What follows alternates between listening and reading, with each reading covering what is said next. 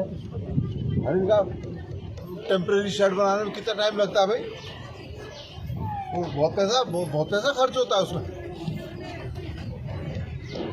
तो उन्हें व्यवस्था यहाँ कर देते ना ऊपर, यहाँ दुनिया भर की जगह सामने, और सारे गांव को जो है तुमने छत उनके सिर से हटा दी, जाएंगे कहाँ? कोई जगह नहीं है। कहाँ इनका क्या नाम गाय रहेगी, कहाँ इनकी बकरी रहेगी, कहाँ इनका बैल रहेगा, कहाँ इनका सामान रहेगा? व्यवस्था कराओ यहाँ पे। हेलो, बात करके नहीं मिस्टर गलत फहमी में मत रहना। सर सारा ये तुम्हारा करा हुआ है सारा।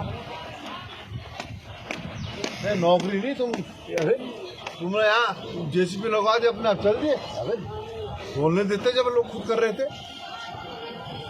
अरे नहीं 3 दिन क्या होता है? 3 दिन में गाँव क्या नाम उजड़ के बस जाता है। और अगर इससे ज़्यादा टाइम लगेगा तब क्या करोगे तुम? हम सब लोग आ जाएंगे यहाँ पर, तब क्या करोगे? अरे जेल ही तो यार, जेल तो हमारे लिए है, कोई दूसरे के लिए थोड़ी है। लेकिन इतना तो यार तुमको पता है क्या नाम नवरात्रि चल रहे हैं, तो यार मानवी ये भी रखो। नमस्कार, मैं सिंह चौहान, आप देख रहे हैं पुलिस ऑनलाइन न्यूज। जैसे कि आप देख रहे हैं कि इस वक्त जो मीडिया की कई टीमें यहाँ पर जो जनजातीय क्षेत्र जौनसार बावर का ये लोहारी गांव है, जो यहाँ पर बांध बना हुआ है ब्यासी डैम, तो उसके वजह से पूर्ण रूप से प्रभावित गांव है। हमारे साथ जो व्यवहार शासन और प्रशासन द्वारा किया गया है, ये बिल्कुल अमानवीय व्यवहार है, क्योंकि परियोजना के लिए हमने अपनी ज़मीन, घर बार, अपनी संस्कृति, अपने खेत खलियान, अपने देवी देवता सब कुर्बान कर दिए हैं। परंतु सरकार द्वारा और शासन प्रशासन द्वारा हमारा अभी तक कहीं भी उचित विस्थापन नहीं किया गया, जिसके कारण से हमें बहुत दुख है। ऐसा बर्ताव तो सरकार के द्वारा किसी के साथ नहीं किया जाता जैसा लोहारी वालों के साथ किया गया। हमें बहुत दुख है। हमारे पुश्तैनी जो ज़मीन थी, हमारे जो बुजुर्गों ने बड़े मेहनत के साथ बनाया था, उसको आज उत्तरांचल जल विद्युत निगम द्वारा और शासन द्वारा नेस्तनाबूद कर दिया गया। हम लोगों को बेघर कर दिया गया। हमारे बच्चे और हम लोग, हमारे बुजुर्ग माताएं बहनें आज खुले आसमान के नीचे रहने के लिए मजबूर हैं। जैसा कि इन लोगों ने बताया है कि परानखेड़ा में इसकी व्यवस्था की गई है, क्या पूर्व से आप लोगों को इस बारे में बताया गया है, ऐसी व्यवस्थाएं बनाई गई? हमें आज दिन तक ये नहीं बताया गया है कि आपके लिए व्यवस्था परानखेड़ा में की गई है। हमारे यहाँ परिवार है 71 परिवार हैं, और वहाँ पे मात्र व्यवस्था की गई है 16 परिवारों की। तो बाकी के लोग कहाँ जाएंगे? और ठीक वहाँ व्यवस्था भी करी है, 2 क्वार्टर दिए जा रहे हैं। 2 क्वार्टर में तो हमारा सामान ही नहीं आता है, फिर हम रहेंगे कहाँ? हमारे बच्चे भी हैं, माता भी है, पिताजी भी हैं, बहन भाई हैं, हम लोग सब कैसे रह पाएंगे 2 कमरों में? 2 कमरों में तो सामान ही नहीं आता। और फिर हमारे साथ में हमारे पशु भी हैं, पशुओं के लिए चारा की कोई व्यवस्था नहीं है, वहाँ पशुओं के लिए कोई पशु बाड़ा नहीं है, फिर हम कैसे वहाँ जाकर के रहेंगे? तो हमारा सरकार से निवेदन है कि हमें फ़िलहाल हमारी टेम्परेरी व्यवस्था यहीं लोहारी में की जाए, जब तक हमारा समुचित विस्थापन सरकार के द्वारा और शासन प्रशासन के द्वारा नहीं किया जाता। सर, ब्यासी जो डैम में प्रभावित जो गांव है, पूर्ण प्रभावित लोहारी, आज जो है पूरा खाली किया जा रहा है सर, तो कहाँ तक प्रक्रिया पहुँची है और कब तक ये पूरी कर ली जाएगी? आज लगभग लोगों ने अपने सामान सब हटा लिए हैं, और जो चादर, छत, सीट वो सब है, वो सब भी लगभग हटा रहे हैं। और मुझे लगता है कि 1-2 घंटे में सब काम पूरा हो जाएगा। सर, इनके जो है रहने की व्यवस्था कहाँ पे की गई है विस्थापन के लिए, जैसे सामान वगैरह है? सामान जो है हमने यहीं पर परानखेड़ा में जो है उनको, जो जिन परिवारों के जो है बिल्कुल अपने कोई निवास स्थान नहीं थे, उनको अलॉट किया है, और वो जगह अभी भी हमारे पास पूरा उनके लिए समर्पित है।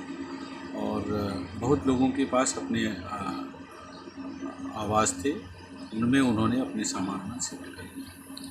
सर बाकी जो और अन्य प्रक्रियाएं हैं, जैसे कुछ के खाते में नहीं आए हैं, पैसे नहीं आए किसी के खाते में, तो सर ये जिन लोगों के खाते हमारे पास उपलब्ध थे, हमने सबके खाते में पैसा डाल दिया, और जिनका खाता नहीं था तो उनके नाम से चेक कटा हुआ है, वो कभी भी हमारे कार्यालय में आकर उसको प्राप्त कर सकते हैं। सर ये पूर्ण कब्जा कब तक ले पाएंगे आप लोग?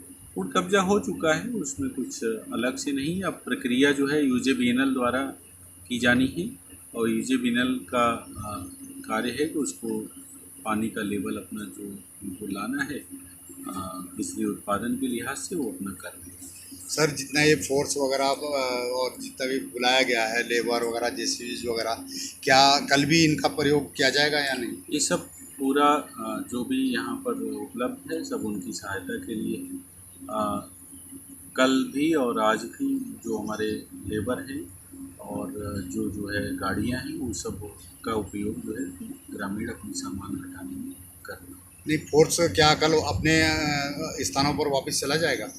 फोर्स का कोई आवश्यकता नहीं है। फोर्स तो इसलिए है कि ताकि कोई जो इस प्रकार का कोई लॉ एंड ऑर्डर की स्थिति, कानून व्यवस्था की स्थिति ना। बारी के ग्रामीणों की ज़मीन के बदले ज़मीन की मांग है, तो उस पर क्या आगे सरकार विचार कर रही है या करेगी, तो आपका क्या मानना है? इनको जो ज़मीन, मुझे जो बताया गांव वालों ने कि जो ज़मीन दी जा रही है, इनका उस ज़मीन पर कुछ आपत्तियां हैं इनकी। तो गांव के ऊपर एक प्लॉट है, कुछ सिंचाई विभाग की ज़मीन है, कुछ गांव पंचायत की ज़मीन है। वो डैम के जो हाइट है उससे काफ़ी ऊपर है गांव के ऊपर। तो इनका ये कहना है कि कुछ तो फ्लैट खेत हैं उसमें, कुछ हम लोग उसका डेवलपमेंट कर देंगे, क्योंकि डेवलपमेंट के लिए भी गवर्नमेंट के यूजेबीएनएल के पास 4-5 करोड़ का प्रोविज़न है। तो कहते हैं अगर वहाँ मशीनें लगा कर उसको फ्लैट बना दे तो हम गांव नहीं छोड़ना चाहते, हम यहीं पर अपने घर बना लेंगे जो भी है। तो एक ऑप्शन इनके पास ये है। दूसरा ऑप्शन तो ज़मीन तो सरकार देगी, देने को तैयार है। वो एक अलग बात है कि सरकार के जो प्रस्ताव है वो अभी तक इन्होंने एक तरह से उस पर रजामंद नहीं हुए हैं, ये मुझे कहना है। और उनकी एक दो और शिकायत है कि हमको अभी क्वार्टर्स पूरे नहीं मिल रहे हैं, तो जो क्वार्टर्स हैं उसमें हमारा सामान ही आ रहा है। तो उस पर हम बात कर रहे हैं कि इनका कम से कम ये देख लें कि एक एक परिवार को कितनी कितनी एकोमोडेशन चाहिए। कहीं ना कहीं सरकारी एकोमोडेशंस काफ़ी हैं हम लोगों के पास में, तो उसकी व्यवस्था करा दें। बाकी आज ये तो वो भी एक प्रिंसिपली एग्री कर रहे हैं कि नहीं, हम लोगों को गांव खाली करना है। और मैंने खुद देखा वहाँ गाड़ियाँ लगी हुई थी, अपने हाथों से ही गांव वाले सामान उठा के उन गाड़ियों में ले जाकर कहीं नहीं ले जा रहे। तो उन्होंने आज सुबह से ही काम कर रखा है।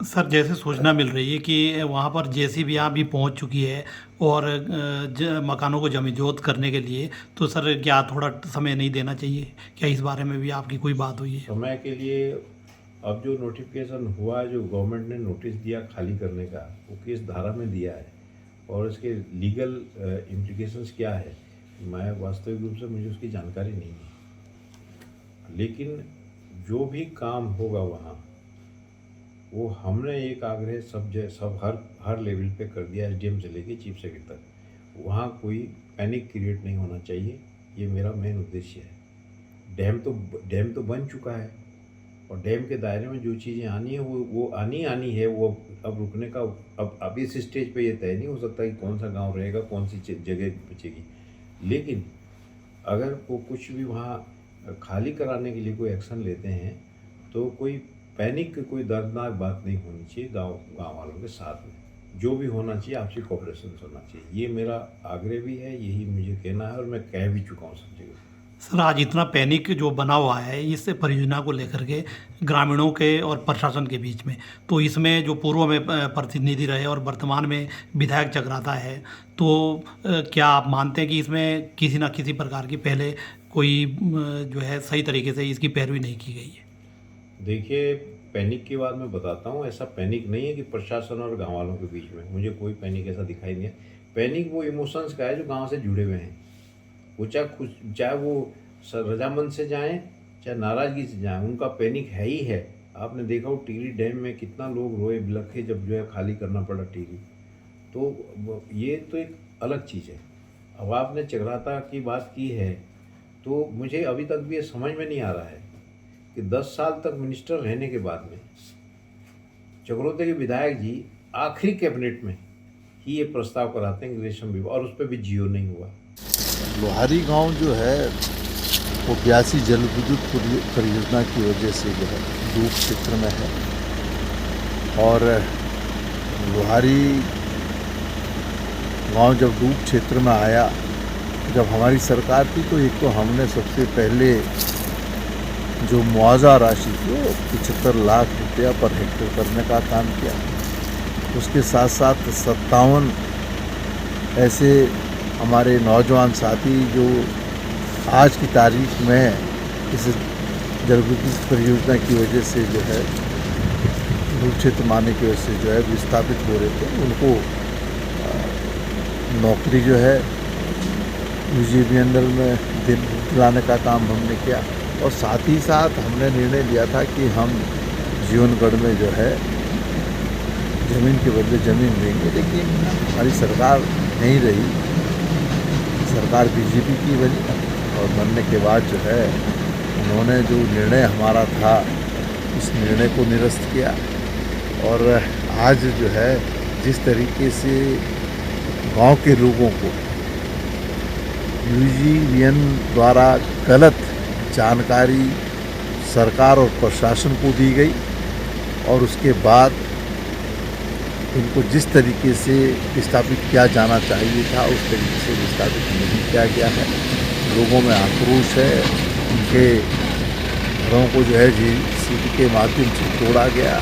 हमने जिलाधिकारी भी, चीफ सेक्रेटरी से भी कहा था कि उनको जो है समय दे, लेकिन कोई समय नहीं दिया। तो मैं आज आया हूँ और मैंने प्रशासनिक अधिकारियों को कहा कि पूरी व्यवस्था इनकी रिहेबिलिटेशन की जाए, इनको मकान दिए जाए, और इसके साथ साथ UGVNL के जो अधिकारी हैं वो टेम्परेरी शेड का निर्माण करें, ताकि अस्थायी रूप से जब कोई व्यक्ति विस्थापित होता है तो आप उसकी विस्थापन की जो पीड़ा होती है उसका अंदाज़ा लगा सकते हैं। मैं देख रहा था ग्रामीणों में जिस तरीके से रोष भी था और उनकी पीड़ा थी, तो हमने उसको देखा, सबके आंखों में आंसू थे। और तो स्वाभाविक बात है, सरकार को इसे गंभीरता से लेना चाहिए था, लेकिन सरकार तो बिल्कुल जो है गंभीर नहीं है।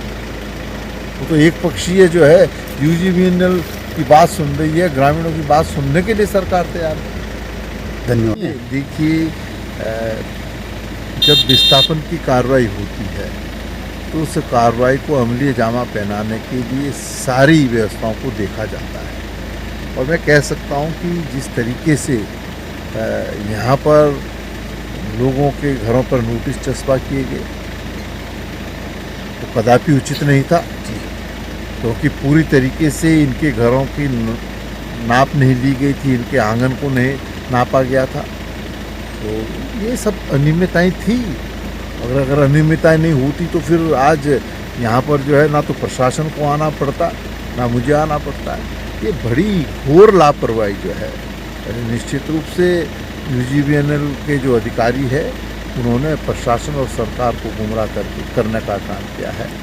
मैं समझता हूँ ये उचित नहीं है, और हम लोहारी गांव के लोगों के साथ हैं, और जब तक इनका रिहेबिलिटेशन नहीं होता है हम लड़ाई लड़ने का काम करें। सर, ऐसा नहीं है कि ये UGVNL जब हम सरकार में थे तो जब हमने लोहारी गांव और जो 82 जलविद्युत परियोजना से प्रभावित हो रहे हैं हमारे